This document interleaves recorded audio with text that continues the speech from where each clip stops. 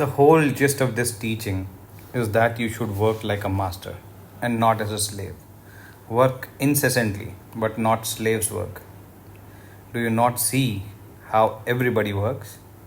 Nobody can rest. 99% of mankind work as slaves, and the result is misery. It is selfish work. Work through freedom, work through love. The word love is very difficult to understand. It never comes until there is freedom. There is no love in the slave.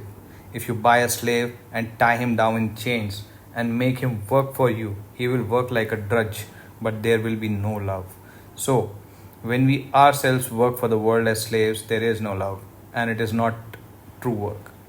The same applies to our work for our relatives and friends, even for our own selves. Suppose a man loves a woman, he wishes to have her all to himself and feels extremely jealous about her every moment. He wants her to sit near him, to stand near him, and eat and move at his bidding. He is a slave to her. That is not love, it is a sort of morbid affection of the slave, insinuating itself as love. It cannot be love because it is painful. If she does not do what he wants it brings pain. If she does not do what he wants, it brings pain. With love, there is no painful reaction. Love only brings a reaction of bliss. If it does not, it is not love. We are mistaking something else for love. When you have succeeded in loving your husband, your wife, your children, the whole world, the universe, in such a manner that there is no reaction of pain or jealousy, no selfish feeling, then you are in the fit state to be unattached. Krishna says, "Look at me, Arjun. If I stop from work for one moment, the whole universe will die. Yet I have nothing to gain from the universe. I am one Lord. I have nothing to gain from the universe. But why do I work? Because I love the world. God is unattached because He loves. That real love makes us unattached. Wherever there is this attachment, this tremendous clinging, you must know it is physical. A sort of physical attraction between particles of matter and other particles of matter. Something that attracts two bodies nearer and nearer all the time.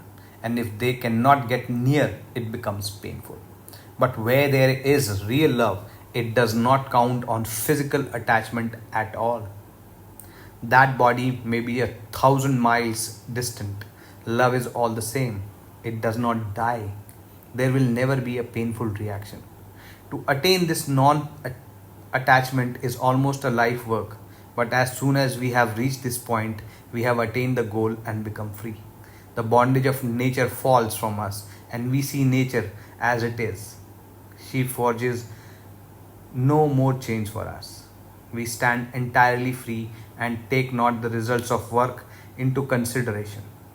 Why care what may be the results, either good or bad?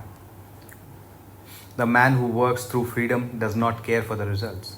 Do you ask anything from your children in return for what you have given them? It is your duty to work for them, and there it stops. Whatever you do for a particular person, a city, or a state, do it, but assume the same attitude as you have towards your children. Expect nothing if you can incessantly take that position that you are a giver, that everything given by you is a free offering to the world without any thought of return. That will be work which will not bring attachment. Attachment only comes when we expect something. This idea of complete self sacrifice is illustrated in the following story. After the battle of Kurukshetra, the five Pandu brothers held a great sacrifice and made very large gifts to the poor.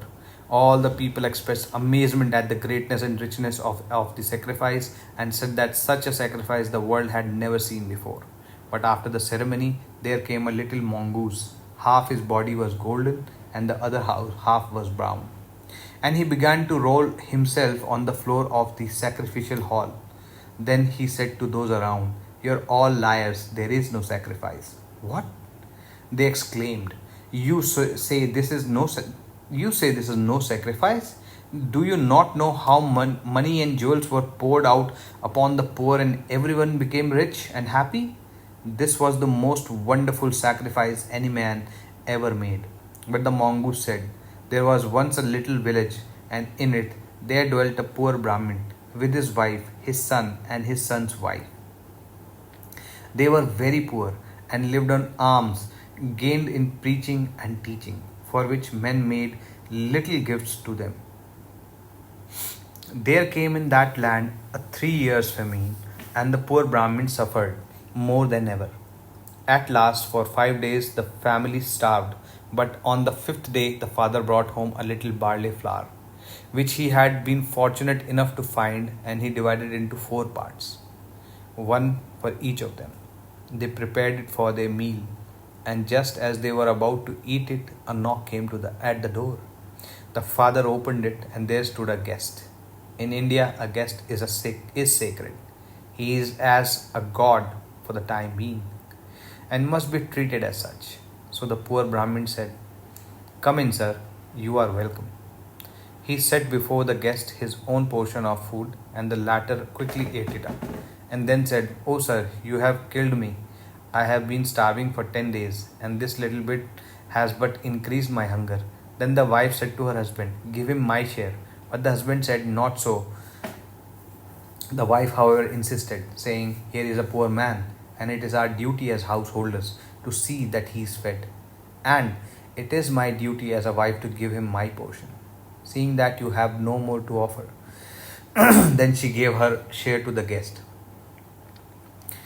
and he ate it up, and said he was still burning with hunger. So the son said, take my portion also. It is the duty of a son to help his father to fulfill his obligations. The guest ate that, but remained still unsatisfied. So the son's wife gave him her portion also, that was sufficient, and the guest departed, blessing them. That night, those four people died of starvation. A few grains of that flour had fallen on the floor, and when I rolled my body on them, half of it became golden, as you see it. Since then, I have been all over the world hoping to find another sacrifice like that, but never have I found one.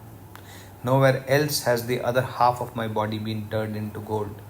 That is why I say there is no sacrifice.